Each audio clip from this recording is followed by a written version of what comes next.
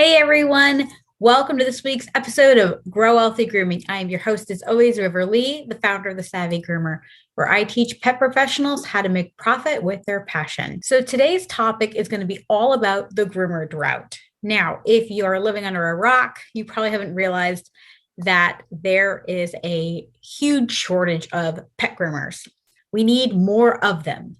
So first I want to talk about why there might be a groomer drought. Like, what are the theories behind it?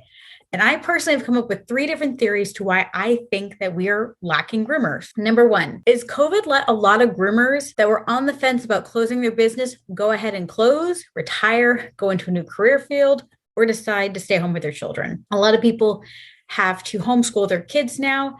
And some of us have chosen to take our kids with us in the vans or with us at the shops, but some of us just decided it was easier to let that business go or to not go back to work at a grooming salon. A lot of groomers that were on the fence about retiring, especially if they were older groomers, been grooming 20, 30 years.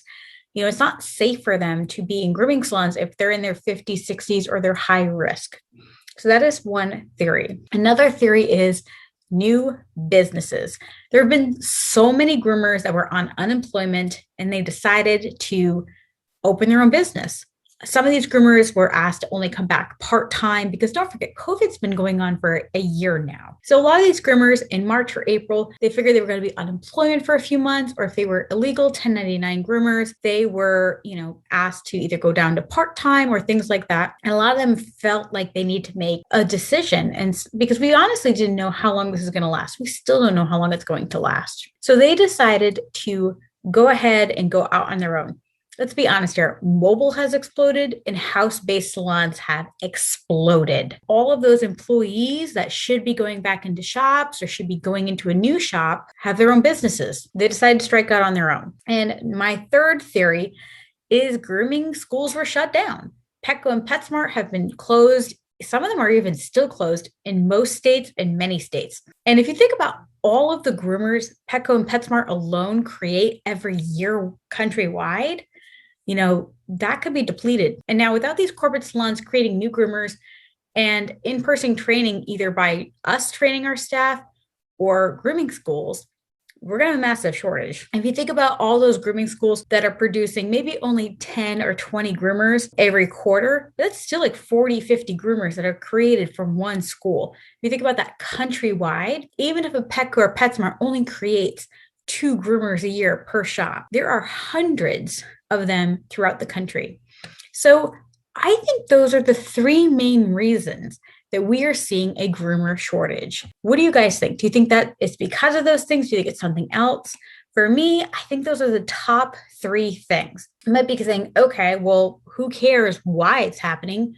What do we do as an industry? I want you guys to look around, and figure out why this is happening first, because then we know how to fix it. Right? We have 3 major options in order to fix this groomer shortage. We either need to build, we need to buy, or as businesses, we need to learn how to go solo. You can invest in your staff or your future staff. Oftentimes we go from being a bather to an assistant to a baby groomer to a finished groomer. That takes an average of 1 to 2 years if the person is talented and a quick study. You can use programs like Paragon, or I love Pet Pursuits. And you can take that, those programs and train your staff to become groomers, right? That's one way of doing it. You can build them up from a bather to a groomer. Another great option that I suggest to many of my clients is to become a mentor for Animal Behavior College. Now, I'm not super thrilled with the, Animal Behavior College in general, but what's nice is that you get an employee for free for 100 to 150 hours, depending upon, what the requirements are. You get to train them for free, yes. But if you had a bather, you would have trained the bather and trained a baby groomer for free anyway. And not only free, but you actually couldn't do free. You'd have to pay them at least minimum wage. So yes, I agree. And one-on-one training gets really tricky. You want to make sure you know your state laws. And also, like, having zero background for somebody, it takes a lot longer to train them. And it gets a little tricky. So this kind of gives you a shield from employment laws because they're going through another entity versus you being the one to have free internship, because the free internship gets a little tricky. But through animal behavior college, they're taking the brunt of that for you. I always say take it like a free trial before you decide to hire somebody. Also, they're going to be a baby groomer. So they're going to be basically a shaver. I hate to say groomer, they're probably going to be a shaver. They're going to be able to do basic things in 100 to 150 hours. Very basic. If you think about that, it's basically 3 to 4 weeks of training. It's like a month, maybe 2 months.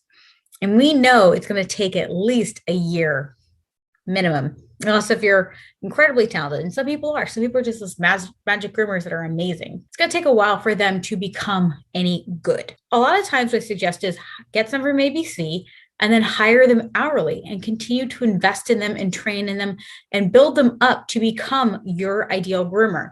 Everyone grooms differently, unless if you are a master groomer or a feline master groomer. You have a particular style. Like my grooming looks very different than most of the grooming friends I have. The style that I use, I trained my groomers because I wanted there to be a shop style for pets. And again, it's really nice to have someone you can train up and teach in a way that looks uniform to you. That way your shop, everything that comes out of that shop is uniform. Same thing with mobile. You can put them in the van by themselves once they're fully groomed, they're taught to groom, and they can go out and produce similar quality to you. This takes a lot more effort, right? It can take years, at least months, not weeks, months, if not years. And often you invest all that time and energy into someone and they leave anyway. And that's very hard. But generally, this is one of the best ways to create exactly what you want. Now, if that's out of the question for you, the next option is to buy. Now, obviously, we're not buying people. Please don't misunderstand. One second, I get to take a sip. By the way, selfish plug, Savvy Groomer mug. Whoop, whoop. Obviously, you're not buying people. But if you don't want to build a groomer, you can always entice them with enough monies or goodies for them to come work for you. Now, these groomers are not going to just show up. I'm always amazed at how many people just think posting an ad on Facebook will magically get people to come to them. They're currently working, if they're any good, they're currently working at a shop or mobile, or they own their own business. Now, the way to entice them is either money, or a lot of these people right now, they're looking to move to warmer or cheaper parts of the country. I'm not going to be moving as a groomer, but I would love to live somewhere warmer. I live in New England and the winters are brutal. They're just absolutely brutal. And rent where I'm at is about $2,000 a month. I've looked at places down south that are, a nice apartment, $800 a month, and they don't have snow. And it's like a win-win. So that could be one way you could entice someone who lives, let's say, in New York, New Jersey, California, Washington, Oregon, to come move. Now, California, they're going to have warm anyway, but California's taxes are really high. So they may be enticed to move from California to, let's say, Texas for better tax rates and or cheaper living places. So remember, if you are going to hire a skilled groomer to come work for you, whether it's hourly or commissioned, it's going to cost you a lot. I've seen a lot of master groomers command 30, 40, sometimes more an hour. And we all know that the industry is stuck in 40 to 60%, commission rate, which is so bad for business. And if you guys want, you can watch my video all about why 50% is bad for business. I break down the math and I think it's going to be really eye-opening. Often you would actually break even or even lose money by paying a groomer that much. So you have to be really, really careful. If you're going to entice a groomer to leave their current place, you also have to think about the morality of that. And do you really want to steal someone's groomers? Because ultimately, if you have a groomer who's going to leave a place they love, if they are a sane groomer, a high quality groomer, and their owner is not a crackhead, why would they leave? It doesn't make any sense. If I'm a good owner and I treat my skilled groomer well and I pay them well, why would they take a chance and leave? So when you're enticing another groomer to come over to you, I want you to think about what is so special about your salon that they would want to leave where they are to come work for you. It's generally either money, where you are, or other opportunities. We don't often talk about it enough, but I really love salons that are competition driven. I don't believe that most people make more money by becoming master groomers or by becoming competition level.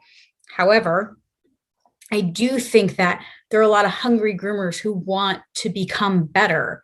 And if your shop, if like for instance, I know a shop that you come on board and you stay there for so many months and you produce what they ask you to produce, they will pay for you to go to competitions. They will help provide dogs from the shop. They'll pay for your hotel, they'll pay your fees. That's a great way to get quality groomers to come to you. Because if they don't have to foot the bill for competitions and you're going to basically hand them dogs that they can then go to those competitions with, that's a great win-win. Number 3, which is go solo. Too often grooming salon owners want to go big with 3 to 10 employees or more. Mobiles are always talking about, I want to have 5 or 10 vans. But that can very easily become a disaster.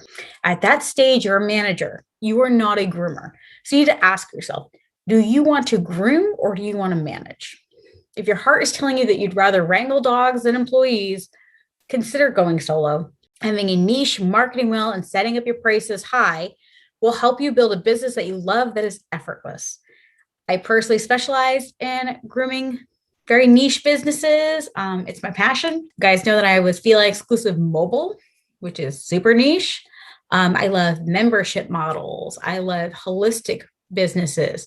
There's so many options to go niche and really grow your business in a way that makes sense to you. No matter the cause, no matter what you plan to do with it, we need to agree on one thing. We need more groomers. And one of the easiest way to attract more groomers is to raise your prices. Yes. I'm really happy that you guys are here with me, but I wanted to share these things with you. And I wanted you to hear why you might be noticing things. If I can help you in any way, let me know. All of my information is down below. I'm looking forward to working with you all. And if that doesn't work for you guys can always come and visit in my free Facebook group called Savvy Pet Professionals. All right, guys. So thank you so much for being here with me. And I look forward to seeing you next week. All right, guys. This is River Lee with the Savvy Groomer. Happy grooming.